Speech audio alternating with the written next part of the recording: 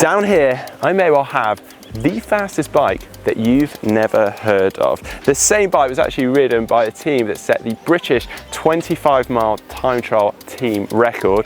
It was also ridden to the third fastest 25-mile time in British history, the fifth fastest 10-mile time in British history, and also ridden by the 2018 10-mile British champion, amongst many other accolades. Now this is one very impressive bike.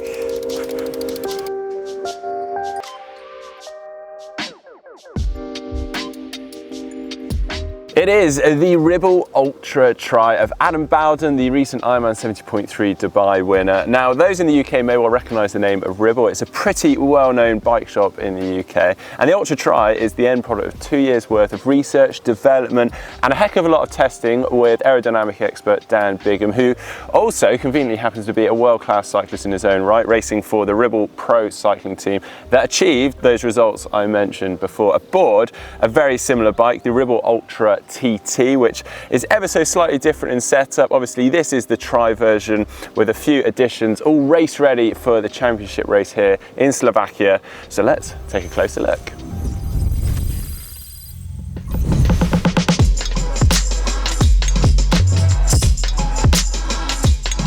Well, starting on the front end, and I've got to say it does look remarkably clean and also actually quite simple in its design, because it goes from this nice aerodynamic flat base bar design and then actually into the middle it goes back to a cylindrical shape as you'd find on most road bikes, which would suggest that beneath this covering here is actually just a standard road stem, meaning that you can adjust the tilt and the angle of these base bars really easily. But also, when it comes to traveling, you'll be able to remove these base bars really quickly, really easily, pop it into your bike bag and whatnot, which sure, most of you are aware that isn't so easy with most TT bikes out there.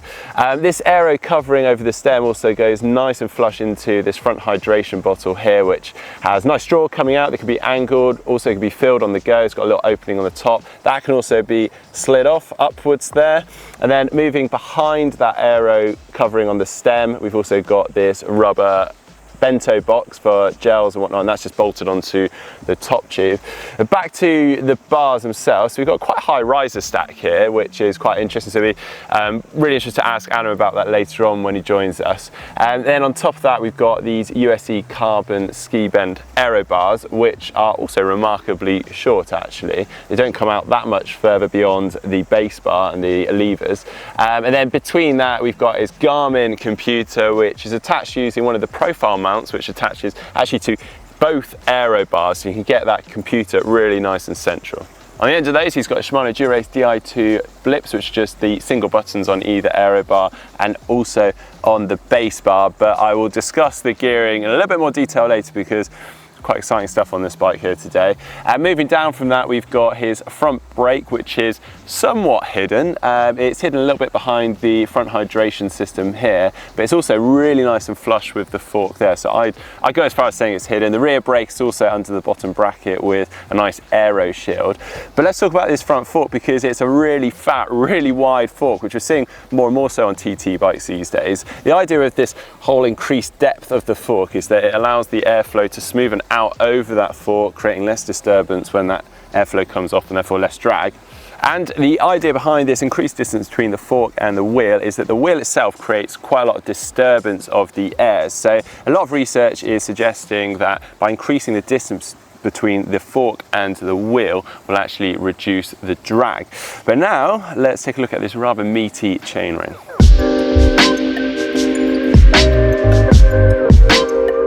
It is a 56 tooth chainring, pretty big.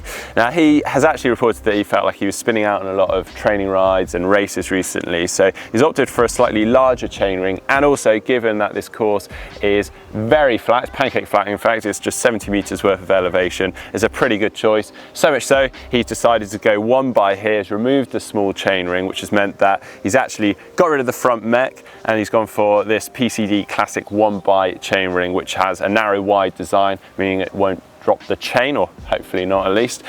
He's obviously running Dura Ace cranks, which are in a 170 length, and then on the end of those he's got Garmin Vector 3 pedals. The chain, well, he's got a wax coating on here. I don't know exactly what coating he's using, but then on the back, to match the gear ratios at the front, he's got an 1125 cassette, which is obviously well suited to the course out here, and then beneath that obviously we've got the Dura Ace Di2 rear mech, and he's even gone to the effort of actually taping the cable for that to the frame. And in terms of the wheels, Adam is a Parcours ambassador. So on the front, he's got a Parcours Persista wheel, which is actually just a 56mm rim depth. So a little bit shallower than I expect for quite a flat course out here. But I feel he makes up for that at the back, because he's got the Parcours disc, which is a really nice looking wheel. And then on both of those wheels, he's actually got the Schwalbe Pro 1 clincher tyres in both 25 on front and rear. And I'll be asking him what pressure he's going to be using for race day in a moment too. And finally, I do assume he's probably going to be taping up this valve opening. He's just left it open so he can make those last race day adjustments. And some little finishing touches, we have this nice aero storage box on the back here, which is nice and flush with the frame, and I imagine that'll just be used for storing some of those race day spares and whatnot in there. And then we've got this Elite Chrono aero bottle on the down tube, and another storage option for hydration that's on the back here behind the saddle, and that's attached to the saddle rails using the Tax bottle mount. And then we've got this saddle, the ISM PN 1.1, which Adam said he actually has been struggling to find which works for him, so this is one that he's feeling really good on at the moment. But now it's probably time we actually get Adam in.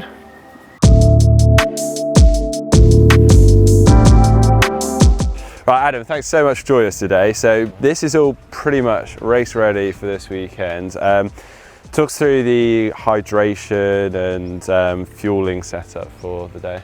Yeah, I generally start with almost like a full bike system. Like, say I have 750ml carbohydrate electrolyte drink in the back. I'll probably carry roughly about four gels.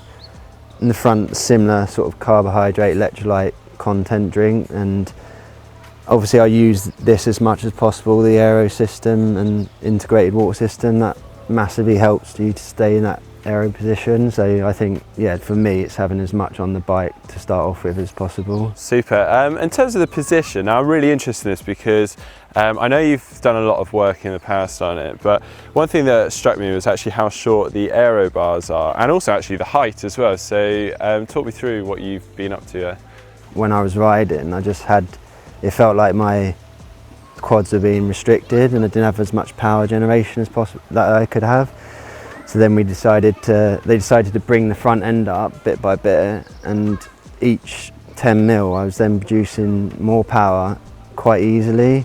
So eventually they raised me up 40mm, and then I thought, well, we've got to make sure this is still aero, do you know what I mean? But we went in the tunnel and it was actually better in that position, and it was the same, it was just as aero, but I was producing more power. Fantastic. So all right, and back to race day setup. So tyres, what pressure do you think you're going to be running on race day? I think I run about 85-90, so more likely on the 85 just for more comfort, and it's still better rolling resistance at that sort of tyre pressure, but I always find, you know, it takes the bumps better and the unevenness of the road and stuff, and enables me to run how I run.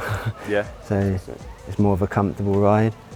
Well, thanks ever so much for that, Adam. That's been fantastic running through this bike, and definitely a unique bike. We haven't seen this before, so really cool. If you guys like this video, please do hit that thumbs up button, and if you'd like to see more from GTN, just click on the globe and subscribe.